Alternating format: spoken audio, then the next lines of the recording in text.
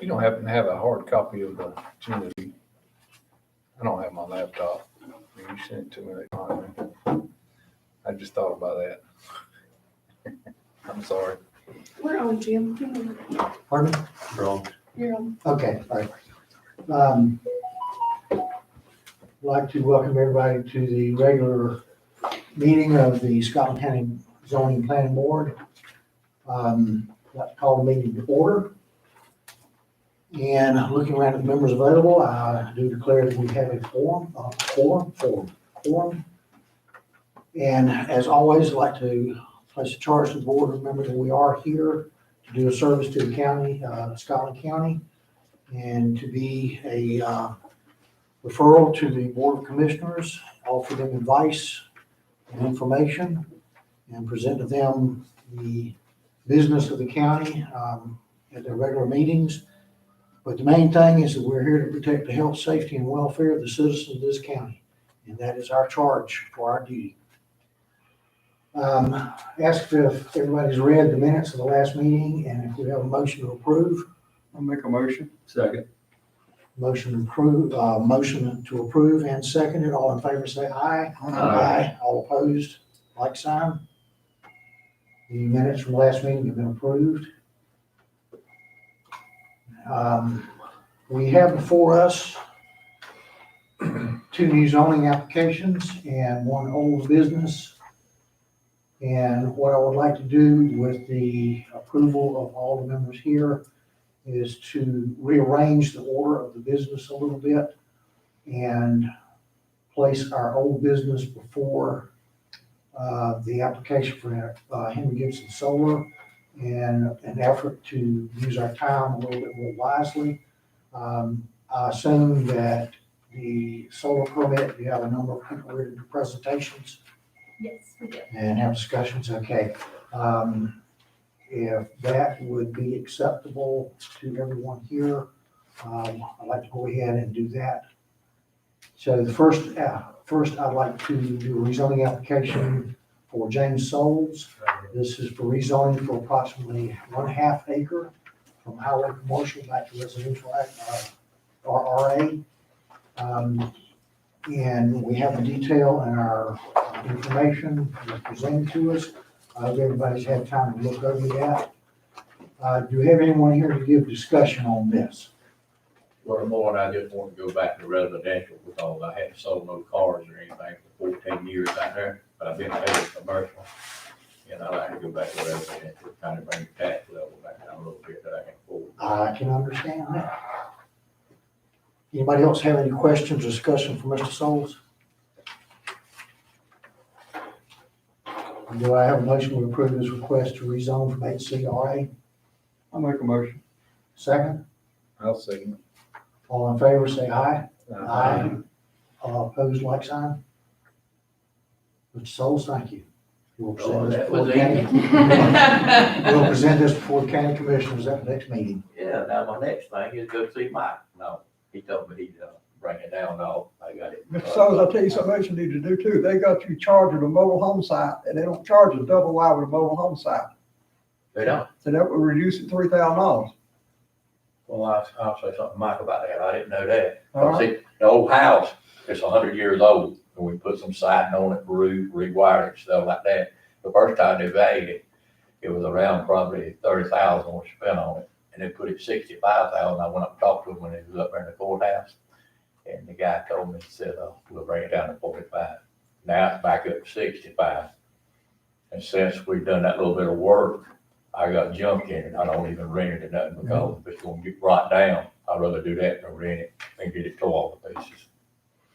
Because that's my old home place. That really I call home. But I appreciate that. And tell me one more time where I can get that in my head. They have got you charging a mobile home site, and with double wide, they don't charge you a mobile home site or a house. If you have a single wide, they charge you a mobile home site, which is $3,000. Yeah, well, that's a modular what it is. 'Cause it ain't got- It's not a single wide. Yeah, okay.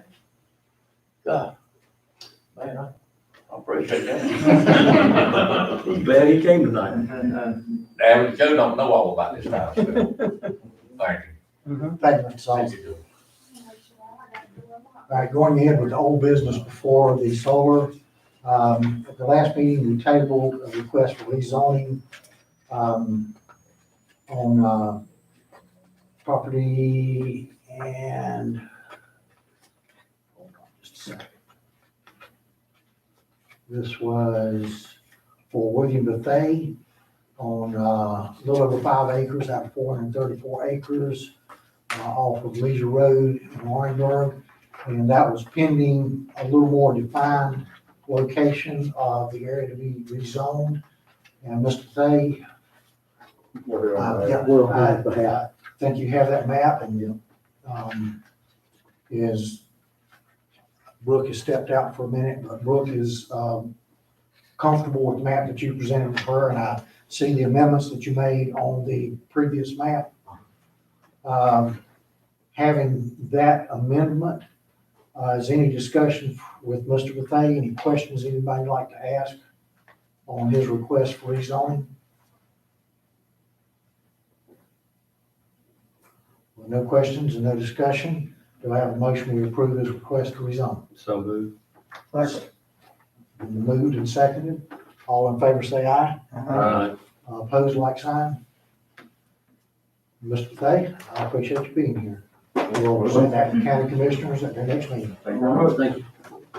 Sorry for making 2 trips. Appreciate it. Let the record be shown, the next one won't be this easy. Probably more reinforced. Okay, our third item for business tonight is a conditional use application, which today, according to our most recent legislative directives, should be called special use now. Under current ordinances, we will refer it to as conditional use for Henry Gibson Solar LLC. A request for a permit to construct solar arrays to produce clean renewable energy. I take it everybody has looked at their maps and the single location. And at this time, those who are here to speak for the rezoning, I'll let you folks take the floor. Great. Thank you. Well, I'm not sure if we have the meeting started. We also have 2 experts that can join to answer any questions that you may have. Okay, So we're- Brooke is the expert on that, so we'll have to wait for her on that. Okay. Maybe we could introduce ourselves in the meantime. Yeah, she's coming back. While we're waiting for them, my name's Mike Fox. I'm an attorney representing the applicant here tonight. We understand that your board is very familiar with solar, so we want to be considerate of your time and yet answer any questions that you may have and talk about this particular project. Christy here is with the company who's going to develop the solar farm, and she can talk to you about the project, setbacks, buffers, any kind of questions you have. We have available online 2 different experts. Chris Sandifer is a licensed engineer, retired from Duke. I think Chris has been before this board before. He's available to answer any questions you may have about the health and safety of the project. His professional opinion will be that there's nothing about this solar farm that will present any health or safety issue to the community or the adjoining property owners. And then Mr. Nick Kirkland is also available. Nick is with Kirkland Appraisers. They're a MAI appraisal firm. They've done a review of this property and have come to the opinion that this project as developed would not produce any negative impact on any adjoining property owners. So that's who we have here tonight. We're happy to articulate. We have a couple of our property owners here tonight as well supporting this. One of who I know, feel like I should know the other. Mark. Brother Mark. Hey, where's the boss man at? Jake. He couldn't make it. Well, I thought you were talking about Carol. Yeah,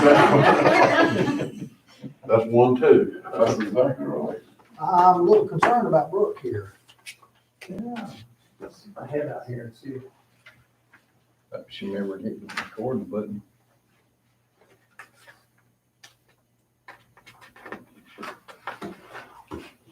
She's done.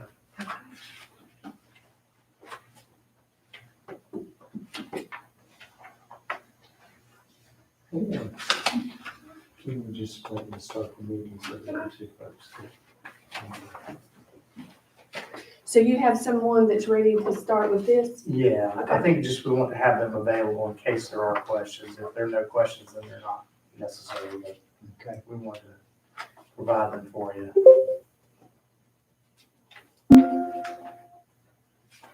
While she's getting that set up, Christie, you want to go ahead and talk a little bit about the project? Sure, yes, my name is Christy Weiner. I'm here today from Asheville, North Carolina.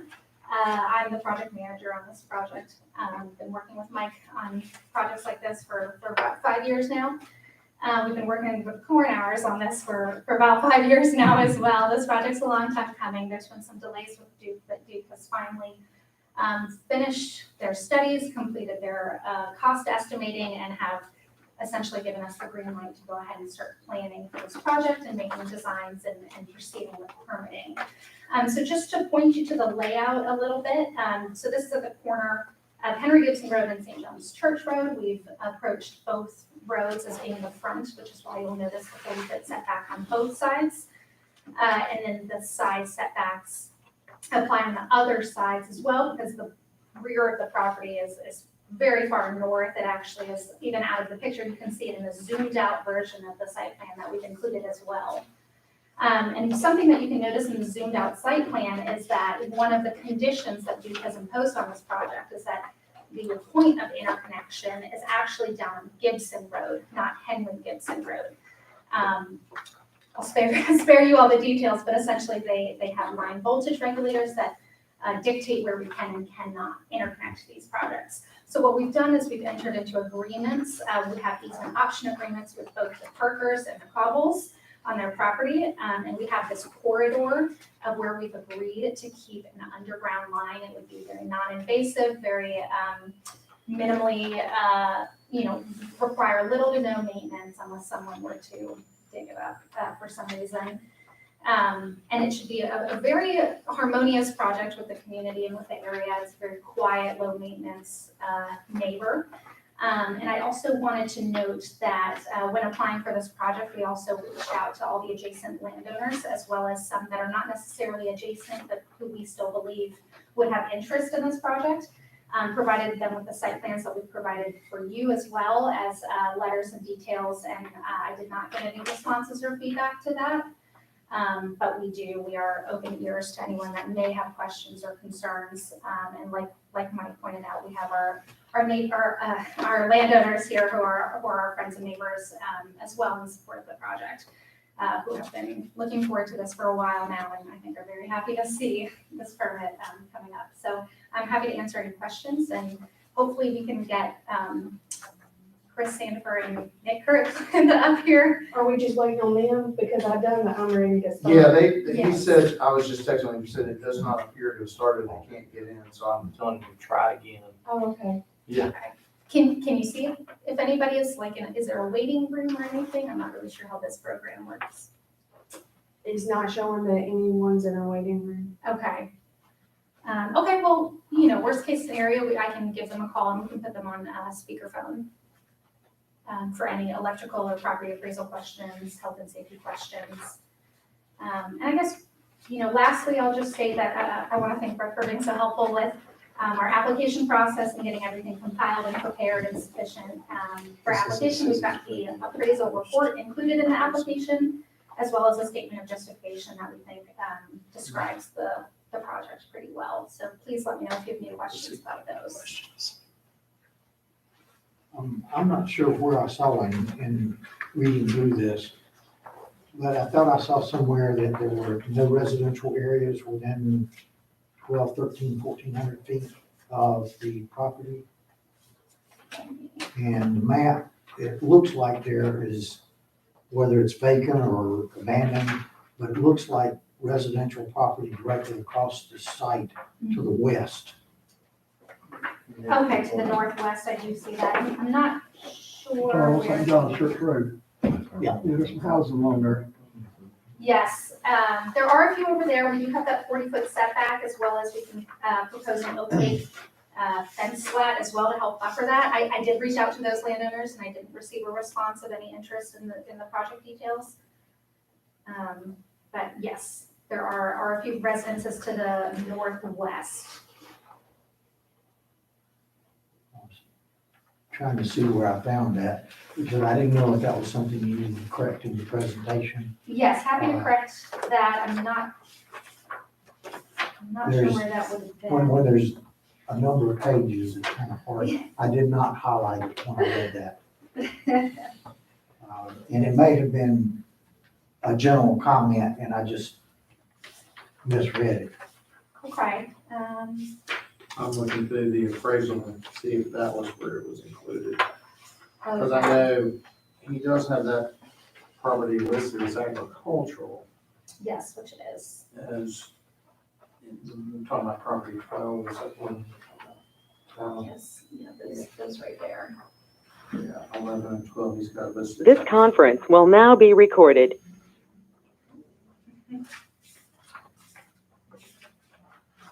Well, yeah, we're happy to follow up with you. I don't see it now, Okay, but I do remember seeing those numbers somewhere.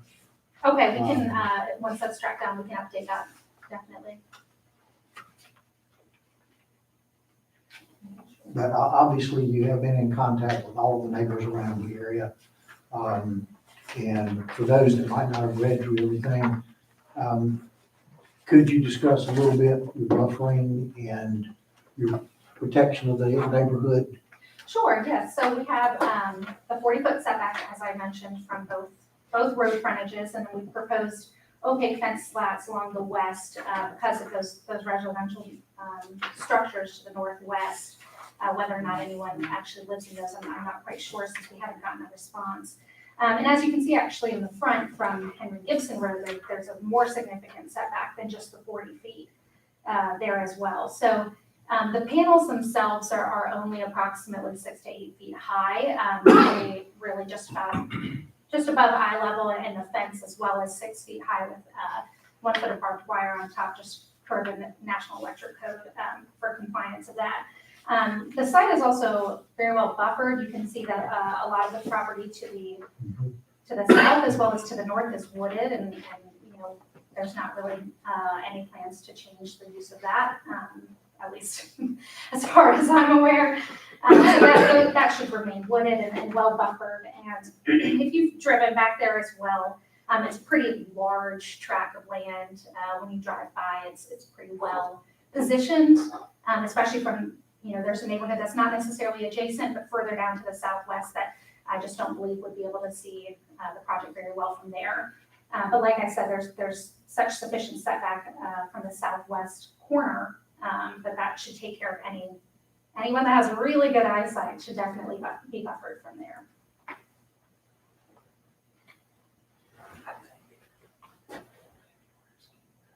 Oh, It's 2 is the closest one. More from the panels. okay. I don't know if those are related. Okay, we'll follow up with Kirkland on that. Yeah, I think where you may have seen that was in the appraisal. Okay, Yeah, it identifies the distance feet between homes and panels, and has about 1,500 feet there between one of the properties that's on the north.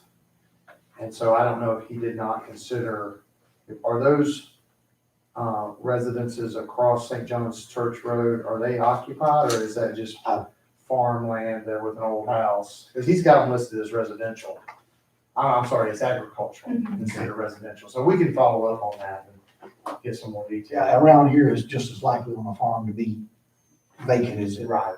So, Okay.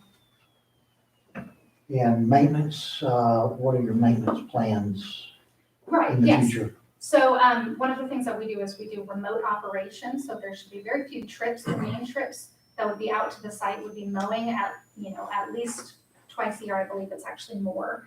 But we have a mowing crew that we set up. We try to use local guys for that. And then any damage or repairs that would be required, any replacements of equipment that may be required, after hurricane, just that's part of the deal that things may need to be replaced at some point or repaired. So we can come out for that. We can, like I said, access the site remotely to see how all of the technology is working, making sure it's all running at 100%. And then we also provide the gate lock has a code on it, and that's what we provide to police, fire department, and everyone who may need for some reason to get in there for an emergent situation. But yeah, the great thing about these is that they are so low maintenance, and it's really a lot of the maintenance is focused on mowing, which we do. We do a lot of landscaping and keeping up with that as well, because it's in everybody's best interest, but also from a technology standpoint, it's not great to have grass growing that high on these sites anyway. The grass can then shade the panels. Weeds can get too high and get into the motors of panels. So we definitely keep a rigorous schedule on keeping all of the sites mowed very well and maintained. And operating. No goats? No goats. No, we've actually been asked that quite a bit. And goats, for some reason, like to jump up on everything. So we don't tend to put those goats around our Hey, panels. do y'all plan on tearing those chicken houses down? You can serve baked chickens. Maybe that's what the ribbon cutting will be, as a chicken fry, yeah. Other questions? Surely somebody has a question. And you're absolutely right. We have been through quite a few of the solar farm applications the last 8 or 9 years. And it seems like everyone that gives a presentation to us has learned from a lot of the previous and know the answers ahead of time. You've already taken care of your business. So it sounds to me like you guys are taking care of your business. Yeah, appreciate that. Only Thank concern we have is the owners. you. Oh, you gotta take that up with them. That's really I asked where the boss man was while here. So no more questions, no more discussion?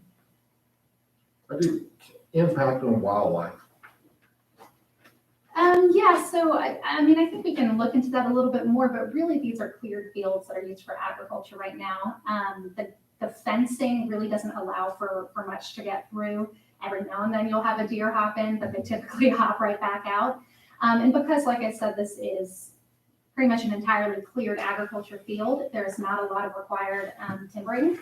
So it's very, state Department of Environmental Quality approved, very safe, make sure everything's run by them. They do analysis of, where any endangered or threatened species may be near the site. They conducted that on this site and said that there's no habitat concerns here. There's no water features, no riverways. There's no chance of impact to threatened and endangered aquatic species. So it's actually a pretty small impact compared to what it already is. Great. Thank you. Yeah, you're welcome. Our last request was 650 acres, and there was a concern about wildlife being able to access from one area to the other for breeding or whatever. So, Yeah, a lot of times on sites like that, if there's, streams or something, they'll be able to fence so that they leave a gap. And that's sometimes a solution. On a site like this is relatively small for a solar site, so it's, it's the deer, the coyote, whatever anybody's worried about will find a way around. So y'all can go to the south to tie into the Duke Energy line. Yes. You said that's gonna be underground or overhead? Underground. So the easement that we have is for an underground line Right. to the Parkers and the Coggles property. And then what it does is it goes up, it connects via a riser pole or a mid-sized pole. And then it connects into the existing 3-phase line on Gibson Road that Duke already owns. Well, that's nice to go underground, because so many Yeah, of it them was. above ground, and to me, that's just not as attractive. But I agree. if yeah. I had one, it probably wouldn't bother me. And on that note, when my wife and I built our house, my dad could not understand why we wanted our line underground. We've got poles out there, just put it up in the air like we did. No. They're much lower maintenance. Yeah. They survive all the weather. If there's no other discussion, we'll put this as a motion to the floor. Do I have a motion that we approve the rezoning for the solar farms? I'll make a motion. Second. We have a motion, we have a second. All in favor, say aye. Aye. All opposed, like sign. Motion carried. This will be presented before the next Board of Commissioners for their approval. Thank you very much. Well, much harder than the last two. Yeah, that's a good question. Yeah. We wanted you to feel like you were needed. That's right. That's exactly right. Thank you both. very much. Thank you so Appreciate much. it.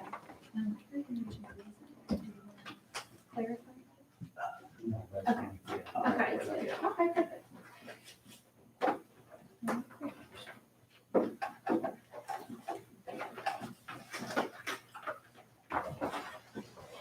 That's all your business tonight? Think we're about done. It's a long day for you. Check my, Thank y'all very Very much. much. see y'all. Thanks, guys. Appreciate it.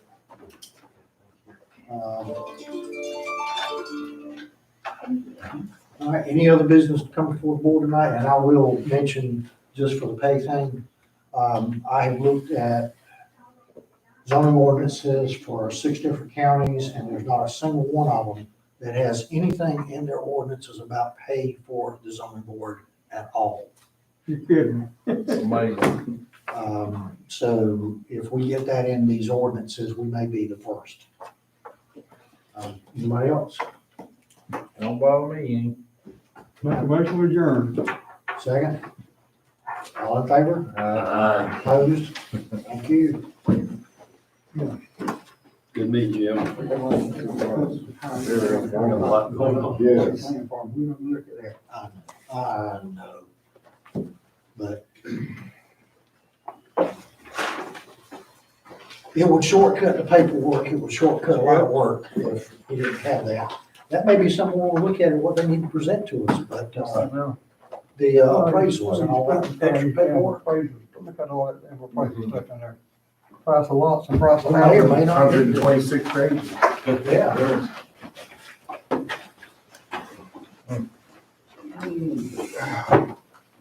Call it a day. And I still got about 3 hours worth of work to do when I get home. Oh, I understand. Of course, that's probably less than John, right?